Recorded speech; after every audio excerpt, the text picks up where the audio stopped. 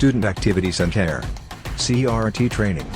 Flexible curriculum. KL, deemed to be university.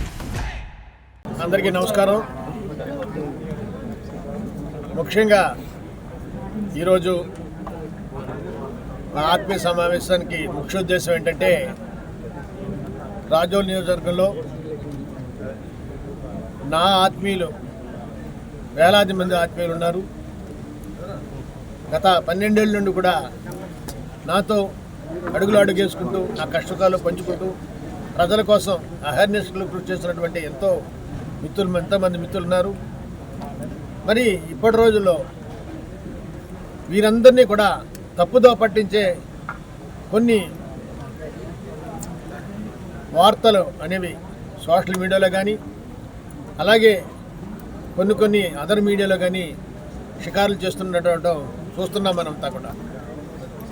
ఇవన్నీ కూడా నా వ్యక్తిత్వాన్ని దెబ్బతీసే విధంగా, ముఖ్యంగా మరి నా నిబద్ధతని శంకించే విధంగా ఇవన్నీ ఉండటం నాకు చాలా బాధ కలిగించింది. మీ అందరికీ తెలుసు, నేను ఎప్పుడైతే వైఎస్ఆర్ ప్రభుత్వంలో పేదలకు న్యాయం జరగట్లేదని నేను ఆశించాను, వెంటనే నా నిబద్ధతతో నాకున్నటువంటి పదవిని త్యాగం చేసి అలాగే అక్కడ ఉన్నటువంటి వైఎస్ఆర్ సభ్యత్వాన్ని కూడా రిజైన్ చేసి క్లీన్ హ్యాండ్స్తో పవన్ కళ్యాణ్ గారు ఆశయాలు ఆయనతో మాట్లాడిన తర్వాత ఆశయాలు నచ్చి దాంట్లో జాయిన్ జరిగింది. ఇంత నిబద్ధత ఉండే నేను సీట్ ఇవ్వనంత మాత్రాన వేరే పార్టీలోకి వెళ్ళిపోతున్నాను కొంతమంది, వైఎస్ఆర్లోకి వెళ్తాను కొంతమంది, ఇండిపెండెంట్కి వేస్తున్నాను కొంతమంది. ఇవన్నీ కూడా నా ప్రజల్ని తప్పుదో పట్టించే విధంగా వాళ్ళందరినీ కలతలకి పడేటట్టు చేయడం నాకు చాలా బాధ కలిగింది.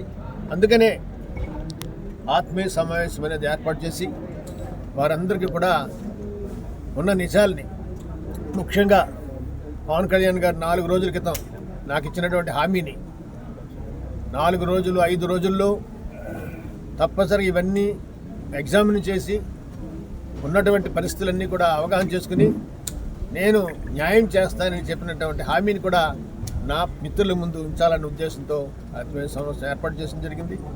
ఇప్పటికీ నేను ప్రగాఢంగా నవ్వుతున్నాను.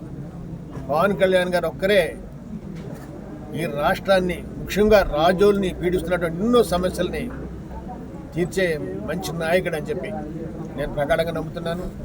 తప్పనిసరిగా వచ్చే రోజుల్లో నా జీవితాశయం ఒకటే, నేను పుట్టిన గడ్డ సంతోషంగా ఉండాలి. నేను నా మిత్రులు నా బంధువులు ఉన్న ఈ గడ్డ సర్వతోముఖ అభివృద్ధి చెందాలి, ఆర్థికంగా అన్ని రంగాల్లో పైకి రావాలి. ముఖ్యంగా ఇక్కడ మెడికల్ ఫెసిలిటీస్ లేక ఎంతో ఇబ్బంది పడుతున్నారు, వాళ్ళందరికీ మెడికల్ ఫెసిలిటీస్ కావాలి. మరి నిరుద్యోగంతో బాధపడుతున్న వాళ్ళందరికీ ఉద్యోగాలు కావాలి. అలాగే ఉమెన్ ఎంపవర్మెంట్లో వెనకబడిపోయినటువంటి మన ప్రాంతాన్ని ఆ దిశలో కూడా ముందుకు ప్రయాణం చేయాలి. అలాగే అగ్రికల్చర్ రంగంలో ఎంతో బాధలు అనిపిస్తున్నటువంటి మన రాజోల్ని ముందుకు తీసుకెళ్లాలని, ఈ కాంక్షలన్నిటి కూడా నెరవేరే విధంగా నేను చివరి వరకు పోరాడతానండి. నా జీవితం చివరి దశ వరకు కూడా నా మిత్రులు ముంచెనే గడుపుతానని చెప్పి వాళ్ళు వెన్నంటే ఉంటానని చెప్పి మనం చేస్తూ సెలవు తీసుకుంటాం. మరిన్ని వీడియోస్ కోసం ఛానల్ ని సబ్స్క్రైబ్ చేయండి, లేటెస్ట్ అప్డేట్స్ కోసం వాట్సాప్ ఛానల్ ని ఫాలో చేయండి అండ్ లింక్ డిస్క్రిప్షన్ లో ఉంది.